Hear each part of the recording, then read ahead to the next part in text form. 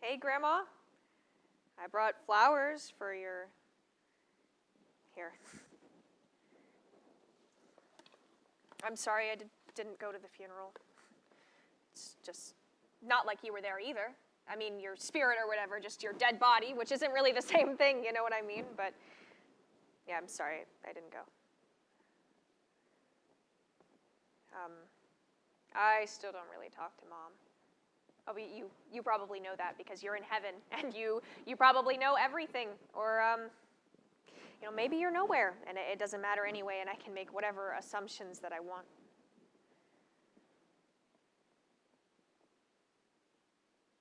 But I came here for a couple of reasons, and I guess I can just tell you what they are, because it's not like you can get mad at me if you don't like them. I mean, what are you going to do? You going to shove a shriveled up zombie hand up out of the grave? No, I didn't think so. I'm here mostly out of guilt, I think. I feel bad I didn't go to the funeral because you're my grandma, and your blood is in my veins and stuff like that sounds gross, but I guess it isn't, so yeah, I feel like a bad grandchild. And I think everybody else was there, at least from the pictures I saw on Facebook, which I thought was weird, posting pictures on Facebook, but it's fine. They can do whatever they want. I don't care.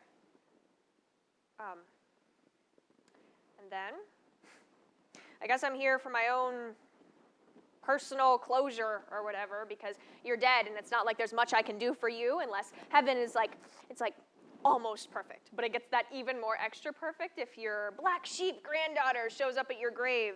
But I think if you're exalting with 1,000 angels, I don't really think my presence is going to make that much of a difference to you. But I brought you something other than the flowers, and I kind of broke into your house on the way here, but I hope you don't mind. It's just, I didn't want to have to coordinate with anybody because then I would have to talk to them, and I didn't want to do that. So don't worry, I didn't break a window or anything. I just picked the lock, so not that bad. And I didn't break in and steal anything of value to sell on the black market. Hey, you remember that time when I got really sick at your house? And you told me that if my kidneys stopped working, then we could just buy me a new one off the black market.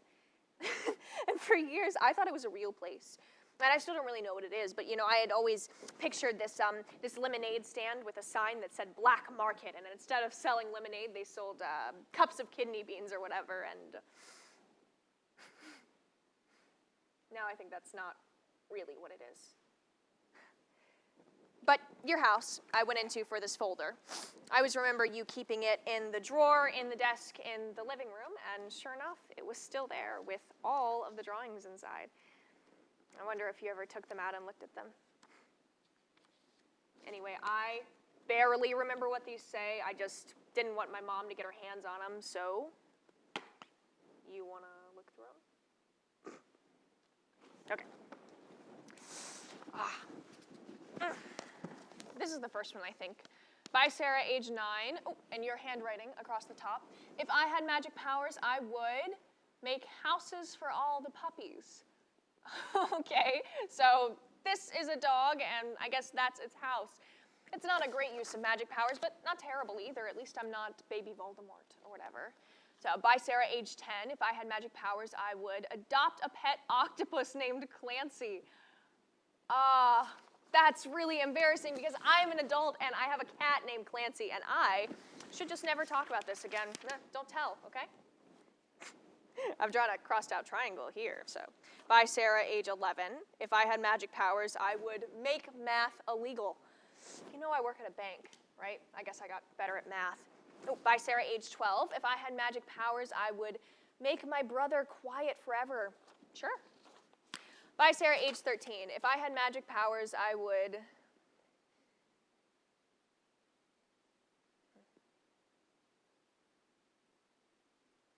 Okay. This is the one that I remember. You want to do this or no? You have no way of answering me, so I guess I'm going to have to make the decision. And I say we're going to do it because I'm an adult, and this is still the personal bullshit that I'm carrying with me, even though you're gone now and it doesn't really matter. Hi, Sarah, age 13. If I had magic powers, I would... You know, you were never supposed to see this. That's the thing. I was young and angsty, and I was being dramatic, and the plan was to just crumple it up and throw it away, and it never would have mattered or meant anything, but you know that's not what happened. By Sarah, age 13. If I had magic powers, I would make Madison a boy, or make me a boy, or make me not have kissed, or make me not like Madison so much, or make us not have kissed yesterday under the bleachers.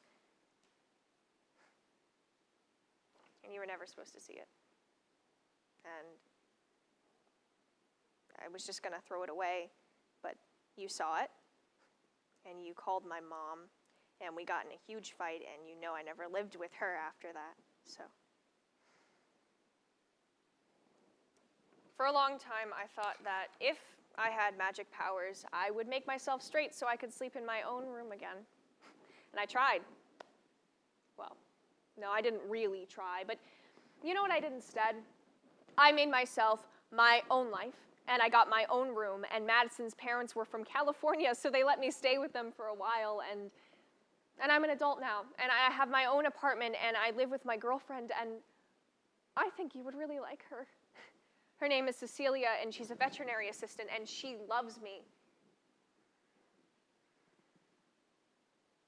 And for so long, I wish that I could be different, and I don't want to change myself for other people anymore. You know what I would wish for now? I'd wish my mom would be more accepting, and I wish that she never would have met her dirtbag boyfriend, who I guess is my dirtbag stepdad now, and he never would have fueled her rage at me, and he never would have changed the locks, and I would make the world a safer place for people like me so that I wouldn't have to wish that I was so different. And for a long time, I thought you were part of it. All of that hate that she dumped on me. You know, she barely talked to me afterwards. She just called me and asked if I liked boys yet, and so I'd say no, and that was it. That was the end of the conversation, and I stopped trying because I didn't see the point. But look, I'm not sentimental like you, or I'm not smart like you, and I don't know what I should save, so I only really have the most recent birthday card you sent me, but you sent me one every year. And I don't know how you always found my address, but you did it. So, dear Sarah, happy birthday. I love you, and I hope you have a day as amazing as you are.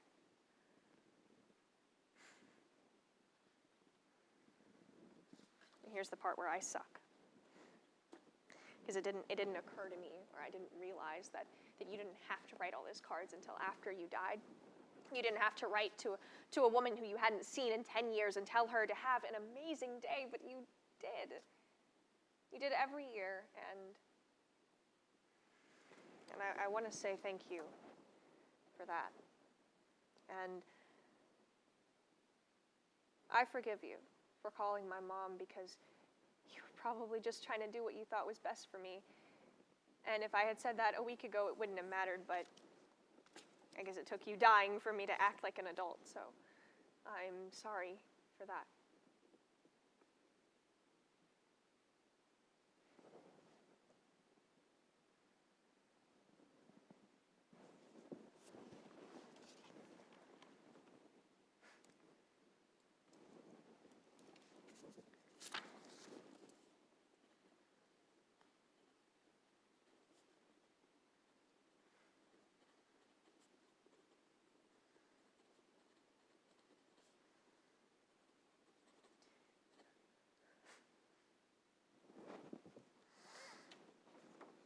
By Sarah, age 24. If I had magic powers, I would say thank you, and I love you too.